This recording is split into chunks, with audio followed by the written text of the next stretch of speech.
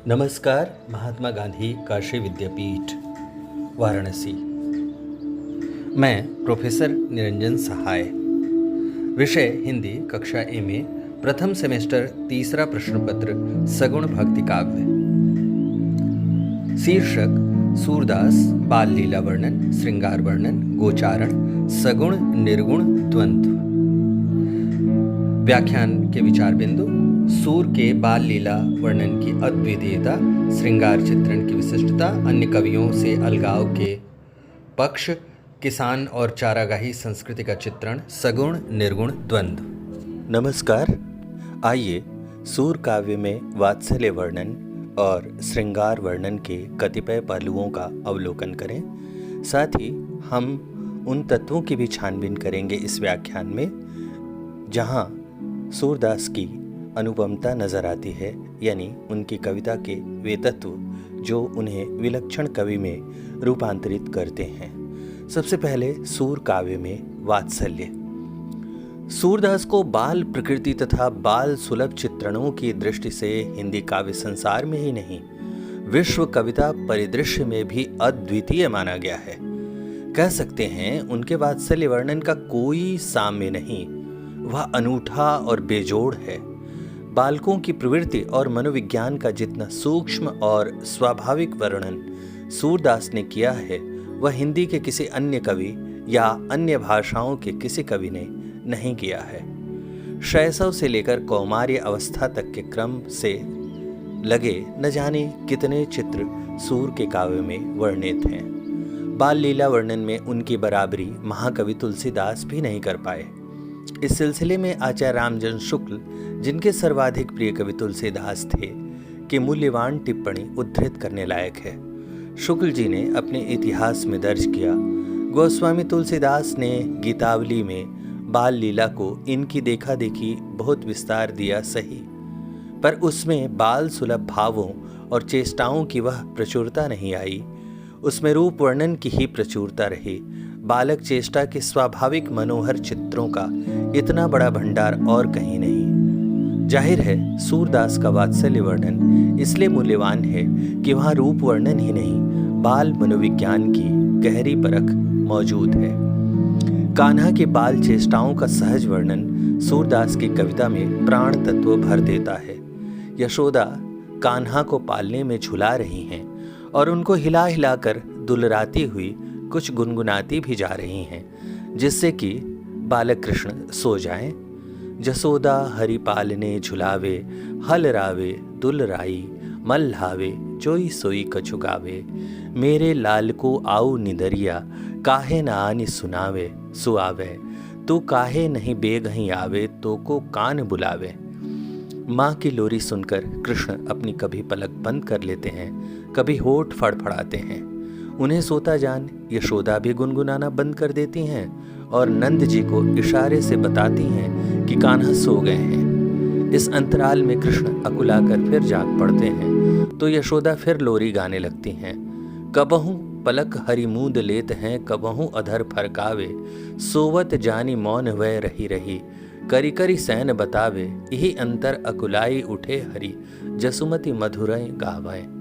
इस पद में सूर ने अपने अबोध शिशु को सुलाती माता का बड़ा ही सहज, सुंदर और मार्मिक चित्रण किया है। माँ के मन की लालसा और सपनों को भी सूर ने बड़े जीवन ढंग से अपने पदों में उतारा है।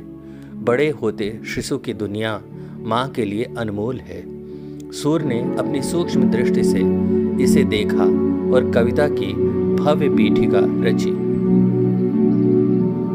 जसुमति मन अभिलाष करे, कब मेरो लाल घुटुरवनी रेंगे। कब धरती पग द्वैक धरे, कब द्वै दांत दूध के देखों। कब तोते मुख बचन झरे, कब नंदही बाबा कही बोले। कब जननी कही मोह रहे। सुत मुख देख जसोदा फूली, हरसती देख दूध की दतियां। प्रेम मगन तन की सुधि भूली, बाहर थे तब नंद बुलाए। देखो धौ सुंदर सुखदाई, तनक तनक सी दूध दतुलिया। देखो नैन सफल करो आई। कान्हा बड़े हुए और घुटनों के बल चलने लगे। वे अपनी ही परछाई को पकड़ने के लिए लहलायित हैं।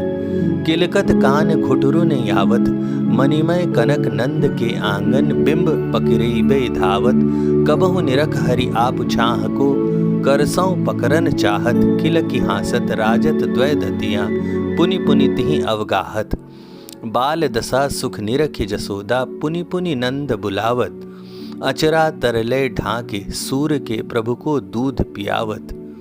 कान्हा थोड़े और बड़े होते हैं, फिर माँ कोई भी काम करती हैं, वे स्वभावतः माँ के काम में व्यवधान डालते हैं। माँ को दूध बिलोते देख वे मथानी पकड़ लेते हैं। यशोदा उनकी मनोहार करते हुए कहती हैं, नंद जू के बारे कान छाड़ी दे मथनिया, बार बार कहती माँ तु जसुमति नंद रानिया, नय को रहो माखन देऊ मेरे प्राण धनिया, अरि जानी करो बलि बलि जाऊं हो निधानिया। अपनी उम्र के अन्य बच्चों की तरह कान्हा माँ से मक्खन रोटी मांगते हुए जिद पर उतर आते हैं और आंगन में लोट लोट कर अपनी इच्छा जाहिर करते हैं। यशोदा समझाती हैं, गोपाल राई दधि मांगत अरु रोटी, माखन सहित देहि मेरी मैया सुकोमल मोटी, कतहों मारी करतहों मेरे मोहन तुम आंगन में लोटी, जो चाहो सो लेहु तुरतहि छाड़ो यह मति खोटी, करी मनुहारी कलेऊ दीन्हो मुख चुपरियो अरु चोटी, सूरदास को ठाकुर ठटो हाथ लकुटिया छोटी। कान्हा चाहते हैं उनकी चोटी बलराम भैया जितनी लंबी और मोटी हो जाए। माँ यशोदा को उन्हें दूध पिलाने का अच्छा मौका मिल जाता है और वे कहती हैं, यदि तुम दूध पी लेते तो तुम्हारी चोटी बलराम जितनी लंबी और मोटी हो जाती। बालकृष्ण 2-3 बार तो माँ की बातों में आ जाते हैं, फिर माँ को उलाहने देते हैं कि तू मुझे बहाने बनाकर दूध पिलाती रही, देखो मेरी चोटी तो वैसी की वैसी है। मैया कबहू बढ़ेगी चोटी, कितनी बार दूध पीवत भय यह अजहू है छोटी, तू जो कहती बल्कि बेनी जो है वह लंबी मोटी, काढ़त गुहत नहावत जैसे नागनी सी भूई लोटी, कांचो दूध पियावत पच पच देती न माखन रोटी, सूरदास चिरजीवी दो भैया हरि हलदर की चोटी। बच्चों में अक्सर इस बात पर तकरार होती है कि उनके माँ पिता किसे ज्यादा प्यार करते हैं। कान्हा के परिवार में बलराम बड़े हैं और वे कान्हा को ये कहकर चढ़ाते रहते हैं कि तुम माता यशोदा के पुत्र नहीं, तुम्हें मोल लिया गया है। अपने कथन को साबित करने के लिए वे जिरह करते हैं कि बाबा नंद भी गोरे हैं, माता यशोदा भी गोरी हैं, तो तुम सामले क्यों हो? अतः तुम माता यशोदा के पुत्र कैसे हो सकते हो? कृष्ण रुआंसे होकर माँ को उलाहना देते हैं। मैया मोहे दाऊ बहुत खिजायो, मूसो कहत मोल को लीनो, तो ही जसमति कब जायो, कहा करो एह ऋषि के मारे खेलन को नहीं जात, पुनि पुनि कहत है कौन है माता, को है तेरो तात, गोरे नंद जसोदा गोरी, तूकत श्याम शरीर, चुटकी दे दे हसत ग्वाल सब सिखाए देत रघुबीर।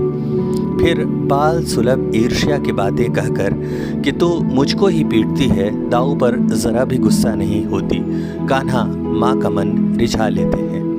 सूरदास के वात्सल्य रस की खासियत यह है कि माँ का भी मनोविज्ञान उनसे अछूता नहीं रहा। वह माँ जो स्वयं लाख डांट ले पर दूसरों द्वारा की गई अपने बालक की शिकायत या डांट सह नहीं सकती। यही हाल सूर की जसुमती मैया का है। जब कृष्ण और बलराम को मथुरा बुलाया जाता है तो उनके अनिष्ट की आशंका से उनका मन कातर हो उठता है। माता को पश्चाताप है कि जब कृष्ण ब्रज छोड़ मथुरा जा रहे थे तब भी उनका हृदय फट क्यों नहीं गया। छाड़ी स्नेह चले मथुराकत दौरी, न चीर गह्यो, फटी गई न ब्रज की धरती, कतिया सूल सहे हो। इस पर नंद का दुख यशोदा को याद दिलाने में गुरेज नहीं करता कि तू बात बात पर कान्हा की पिटाई कर देती थी, सो रूठ कर मथुरा चला गया है। यह माँ का दिल ही है कि यशोदा पुत्र मोह के अधीन होकर देवकी को संदेशा भिजवाती हैं कि ठीक है कृष्ण राजभवन में रह रहे हैं, उन्हें किसी बात की कमी नहीं होगी, पर मेरे कान्हा को तो सुबह उठकर मक्खन रोटी खाने की आदत है। वे तेल उपटन और गर्म पानी देखकर भाग जाते हैं। मैं तो कान्हा की मात्र धाय ही हूँ, पर चिंतित हूँ कि वहाँ मेरा बेटा संकोच में न पड़ जाता हो। संदेशो देवकी सो कहियो, हों तो धाय तिहारे सुत की कृपा करत ही रहियो। उबटन तेल और तातो जल देखत ही भजियाते, जोई जोई मांगत सोई सोई देती करम करम कर न्याते। तुम तो टेव जानती ही वै हो, तौ मोहि कही आवै। प्रात उठत मेरे लाल, लड़ते ही माखन रोटी खावे। सूर काव्य के विविध संदर्भों से गुजरते हुए यह कहना अतिशयोक्ति नहीं कि बाल मनोविज्ञान, उसके हाव भाव और क्रीड़ाओं के चित्रण तथा जननी जनक के वात्सल्य भाव की व्यंजना के क्षेत्र में सूरदास हिंदी साहित्य ही नहीं अपितु विश्व साहित्य में अद्वितीय हैं। आइए सूर काव्य में श्रृंगार वर्णन के बारे में अपनी समझ बनाते हैं। सूर काव्य का श्रृंगार वर्णन अनेक दृष्टियों से बेजोड़ है। बाल मनोविज्ञान के चित्रण में जैसे उनकी अद्वितीयता असंदिग्ध है, वैसे ही उनका श्रृंगार वर्णन लाजवाब है। सूरदास की कविता की विलक्षणता पर विचार करते हुए आचार्य रामचंद्र शुक्ल ने इस सिलसिले में लाजवाब टिप्पणी की। बाल्यकाल और यौवन काल कितने मनोहर हैं, उसके बीच की नाना मनोरम परिस्थितियों के विशद चित्रण द्वारा सूरदास ने जीवन की जो रमणीयता सामने रखी है, उससे गिरे हुए हृदय नाच उठे। वात्सल्य और श्रृंगार के क्षेत्रों का जितना अधिक उद्घाटन सूर ने अपनी बंद आंखों से किया, उतना किसी और कवि ने नहीं। इन क्षेत्रों का वे कोना कोना झांक आए। उक्त दोनों रसों के प्रवर्तक रतिभाव के भीतर का जितनी मानसिक वृत्तियों और दशाओं का अनुभव और प्रत्यक्षीकरण सूर कर सके, उतनी कोई और नहीं। हिंदी साहित्य में श्रृंगार का रस राजत्व यदि किसी ने पूर्ण रूप से दिखाया तो सूरदास ने। सूरदास का श्रृंगार वर्णन इसलिए भी महत्वपूर्ण है कि वह जीवन की परिस्थितियों के बीच आकार लेता है। आचार्य शुक्ल के शब्दों में यह जीवनोत्सव का काव्य है। यदि हम नाटकीय और अस्वाभाविक परिस्थितियों के बीच उपजे और विकसित होने वाली प्रेम कथाओं से सूर के प्रेम दृश्यों की तुलना करते हैं, तब इसका फर्क साफ समझ में आता है। जीवनोत्सव के इस प्रेम में लोक जीवन के मनोरम दृश्यों की लाजवाब मौजूदगी है। जीवन की परिस्थितियां जैसे साथ खेलने, गाय चराने आदि के बीच स्वाभाविक रूप से कृष्ण और गोपियों की चाहत भरी नजरें एक दूसरे का दीदार करती हैं और इश्क परवान चढ़ता है। इसे और बेहतर ढंग से समझने के लिए हम आचार्य शुक्ल के विश्लेषण को उद्धृत कर सकते हैं। उन्होंने कहा, सूर के प्रेम की उत्पत्ति में रूप लिप्सा और साहचर्य दोनों का योग है। बाल क्रीड़ा के सखा सखी आगे चलकर यौवन क्रीड़ा के सखा सखी हो जाते हैं। गोपियों ने उद्धव से साफ कहा, लरिकाई को प्रेम कहो अली कैसे छूटे। केवल एक साथ रहते रहते भी दो प्राणियों में स्वभावतः प्रेम हो जाता है। कृष्ण एक तो बाल्यावस्था से ही गोपियों के बीच रहे, दूसरे सुंदरता में भी अद्वितीय थे। अतः गोपियों के प्रेम का क्रमशः विकास दो प्राकृतिक शक्तियों के प्रभाव से होने के कारण बहुत ही स्वाभाविक प्रतीत होता है। शुक्ल जी के इस विश्लेषण में सूरदास की कविता में प्रकट हुए प्रेम भाव की विशिष्टता समझ में आती है। सूरदास की कविता में ऐसे दृश्यों की भरमार है जिसमें स्वाभाविक स्थितियों के बीच प्रेम के जन्मने और विकसने की कहानी है। खेलन हरि निकसे ब्रज खोरी, गए श्याम रवि तनया के तट अंग लसती चंदन की खोरी। औचक ही देखी तह राधा नैन विशाल भाल दिए रोरी। सूर श्याम देखत ही रीझें, नैन नैन मिली परी ठगोरी।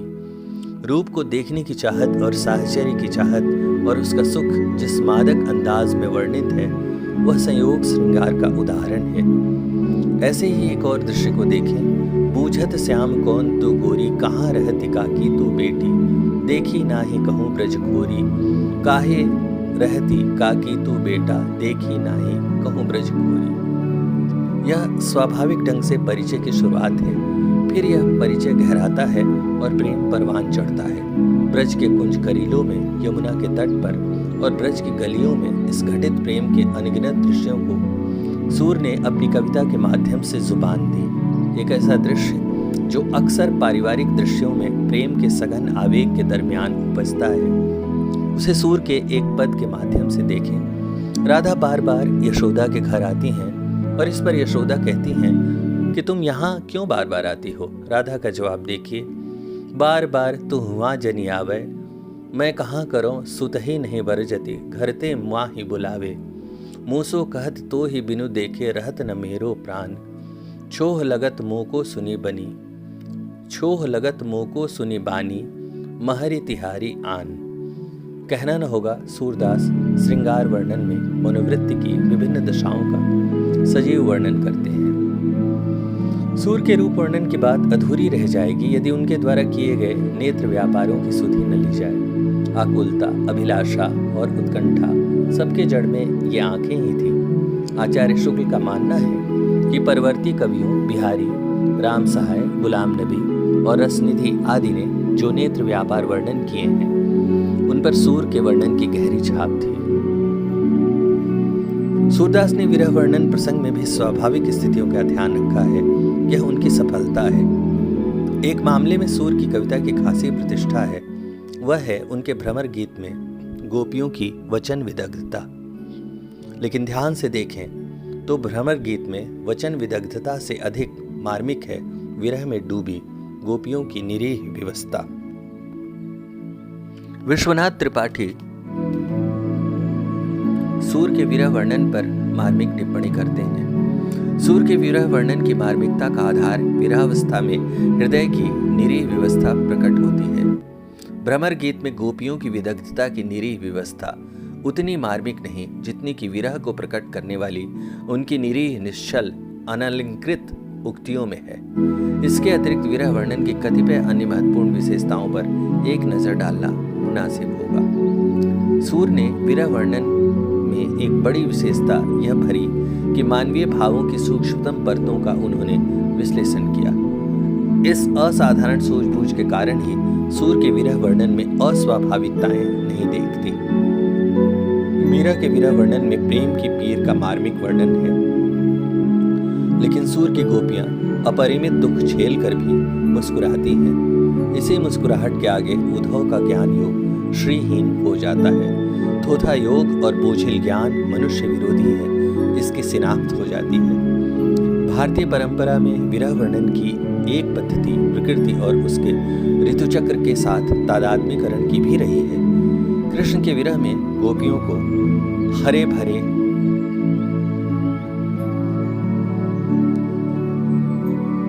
पेड़ चिड़ बढ़ाते से लगते हैं। वे सवाल करती हैं, मधुबन तुमकत रहत हरे, विरह वियोग श्याम सुंदर के ठाढ़े क्यों न जरे। सूर ने एक बेहद मारक बिंब से गोपियों के विरह को मूर्तिमान किया। विरह में रात सांपिन डसती हुई सी लगती है। सांपिन की पीठ काली और सफेद होती है। लोक में मशहूर है, सांपिन डसकर उलट जाती है। सूर की गोपियों को पिया के बिना बरसात की अंधेरी रात में कभी बादलों के हट जाने से जो चांदनी फैल जाती है, वह दृश्य ऐसा ही लगता है। पिया बिनु सापिन कारी राती, कबहू जामिनी होती, जुनैया डसे उलटी वह जाती। आचार्यों ने विरह की एकादश दशाओं का उल्लेख किया है। अभिलाषा, चिंता, स्मरण, गुणकथन, उद्वेग, प्रलाप, उन्माद, व्याधि, जड़ता, मूर्छा और मृत्यु। सूरदास ने विरह वर्णन में इन प्रत्येक दशाओं का मार्मिक चित्रण किया है। जहाँ भाव व्यंजना और रूप वर्णन अपने विशिष्ट अंदाज में उपस्थित है, यह कारण नहीं है कि आचार्य रामचंद्र शुक्ल, जिनके सबसे प्रिय कवि तुलसीदास थे, उन्होंने सूरदास के विरह वर्णन पर टिप्पणी करते हुए लिखा, श्रृंगार रस का ऐसा सुंदर उपालंब काव्य दूसरा नहीं। आइए सूर काव्य में लोक जीवन से जुड़े कुछ संदर्भों को समझें। सूरदास की कविता में ब्रज की लोक संस्कृति और लोक जीवन को गहराई एवं विस्तार से प्रकट किया गया है। परिवेश की ऐसी समझ दुर्लभ है। इस ग्रामीण चरवाही और गोचारण संस्कृति में हर व्यक्ति क्रियाशील है। प्रेम की राह में इस क्रियाशीलता के अनेक रूप हैं। कान्हा गाय चराने जाते हैं, गोपियां दूध दही बेचने जाती हैं, कृष्ण मुरली बजाते हैं और इन सभी लोक प्रसंगों में प्रेम गुथा हुआ है। दूध दुहा जा रहा है, माखन बिलोया जा रहा है और लोक जीवन के ये सभी प्रसंग एकदम स्वाभाविक रूप से सूर की कविता का हिस्सा बनते हैं। ब्रज के लोक पर्व, तिथि त्योहार, उत्सव समारोह, बाजार, मेले आदि सूर की कविता में प्राण फूंक देते हैं। बाल लीला वर्णन में जन्मोत्सव, छठी, बरही, नामकरण, अन्नप्राशन आदि अनेक दृश्यों का जीवंत वर्णन सूर के काव्य के लोक पक्ष को बखूबी प्रकट कर देता है। सूरदास की कविता में जिस गोचारण संस्कृति की मौजूदगी की बात आचार्य रामचंद्र शुक्ल ने की है, वह सूर के लोक जीवन के मर्म की गहराई को समझने और चित्रित करने का ही प्रमाण है। प्रोफेसर मैनेजर पांडे ने सूरदास की कविता में उपस्थित लोक पक्ष का जिक्र करते हुए गोचारण और किसानी जीवन के विविध प्रसंगों को अपने विश्लेषण का आधार बनाया है। वे सूर के चित्रण को पुरानी गोचारण संस्कृति की प्रतिकृति मानने से इनकार करते हुए उसमें परंपरा का कतिपय स्वीकार तो मानते हैं, लेकिन उसे अपने समय की धड़कनों को संजोए रखने का कारण अद्भुत मानते हैं। वे कहते हैं, सूर के काव्य में गोचारण का जो चित्रण है उसमें उस काल के गोचारण संबंधी अनुभवों के साथ अतीत के अनुभवों की स्मृति भी है। उनके गोचारण गीतों में पुराने ग्वाल गीतों की अनुगूंज है। इसलिए सूर सागर के गोचारण गीतों को चारागाह संस्कृति की कविता या आदिम गोचारण कविता समझना गलत है। सूर का काव्य अपने समय और समाज से जुड़ा हुआ काव्य है। किसान के जीवन की जैसी समझ सूर की कविता में प्रकट है, वह उनके लोक जीवन पारखी होने का प्रमाण है। अपने एक पद में सूरदास खेती के विविध रूपों का प्रयोग करते नजर आते हैं। खेती के साधन, उसकी प्रक्रिया, कठिनाइयाँ और किसान का वह श्रम जो बरसात की मोहताज है, उसे सूर की नज़रों से देखिए। प्रभु जो यूं कीन्ही हम खेती, बंजर भूमि गाऊं हर जोते, अरु जोती की देती। काम क्रोध दो बैल बलि मिले, रज तामस सब कीन हो। अति कुबुद्धि मन हाकन हारे, माया जुआ दीन हो। इंद्रिय मूल किसान, महात्रिन अग्रज बीज बही। जन्म जन्म को विषय वासना, उपजत लता नई। कीजे कृपा दृष्टि की बरसा, जन की जाति लुनाई। सूरदास के प्रभु सो करिए, हेई न कान कटाई। पूरा पद रूपक है।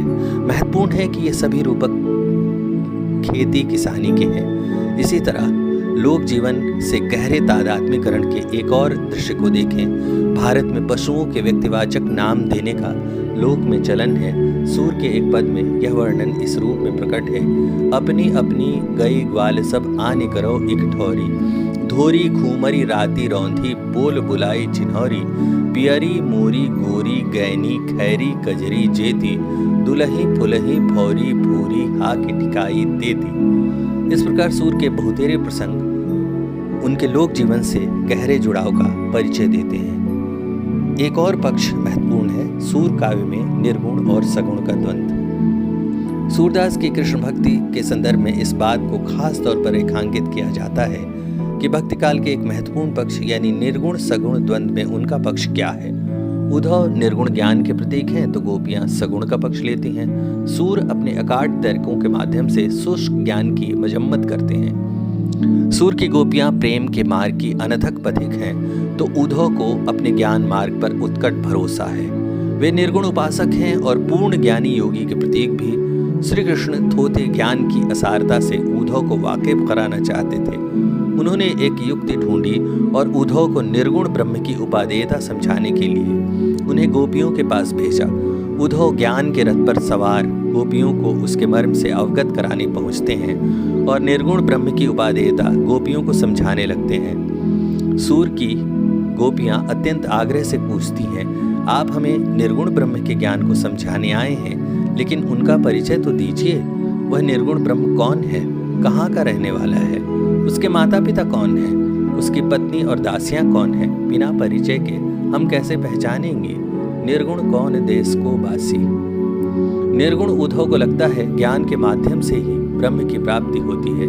दूसरी तरफ सगुणवादी गोपियां ज्ञान को मन का बोझ मानती हैं। भक्त ज्ञान रूपी गठरी लेकर अपनी मंजिल नहीं पहुंच सकता। गोपियां उद्धव की तुलना उस व्यापारी से करती हैं जो ज्ञान और योग की गठरी बनाकर अपनी शुष्क समझ बेचने ब्रज आया है। आयो घोष बड़ो व्यापारी। इस प्रकार सूरदास की कविता निर्गुण सगुण द्वंद्व में सगुण के पक्ष में खड़ी होती है। एक और अर्थ में भी इस द्वंद्व को देखा जा सकता है जिसे मैनेजर पांडे ने अपनी पुस्तक भक्ति आंदोलन और सूरदास का काव्य में दर्ज किया। मथुरा ब्रज को यह संदेश नागर संस्कृति का, लोक संस्कृति को, बुद्धि का, हृदय को, ऐश्वर्य का, प्रेम को दिया गया संदेश है। मैनेजर पांडे के इस कथन में बहुत सारे पक्ष स्पष्ट हो जाते हैं और सूरदास का पक्ष भी स्पष्ट हो जाता है। सूरदास की गोपियों ने मथुरा के लोगों के स्वभाव को पहचाना है। मथुरा के जिन लोगों ने गोपियों का संपर्क हुआ सभी स्वार्थी, छली और रसलोभी निकले। वे मृदुभाषी, क्रूर, कर्मा और कृतज्ञ हैं। साथ ही धर्मात्मा बनने का ढोंग भी रचते हैं। मधुबन सब कृतज्ञ धर्मीले, अति उदार परहित डोलत हैं, बोलत बचन सुरीले। भ्रमर गीत में बार बार निर्गुण ज्ञान और योग को नगर से जोड़ा गया है। उद्धव से निर्गुण और योग का उपदेश सुनकर गोपियां कहती हैं, यह प्रिय कथा नगर नारिन सो कहहीं, जहाँ कछु पावहीं। यह निर्गुण लय तन ही सुनाओ हूँ, जो मुडिया कसय काशी। या जे गाहक निर्गुण के उद्धव, ते सब बसत ईसपुर काशी। सूर के अनुसार योग, ज्ञान और निर्गुण का केंद्र है काशी। भ्रमर गीत में बार बार काशी को निर्गुण ज्ञान का केंद्र कहा गया है। गोपियों को योग की बातें कपट व्यभिचार लगती हैं। एक अर्थ में निर्गुण सगुण द्वंद्व, गांव और नगर का द्वंद्व भी है। सूरदास ग्रामीण संस्कृति और नागर संस्कृति के द्वंद्व में अपना पक्ष चुनते हैं। शहर और गांव के बीच जो नैतिक द्वंद्व है उसमें गांव का आदमी शहर जाकर लौटता नहीं, लेकिन सूर काव्य में गांव का जादू सर चढ़कर बोलता है।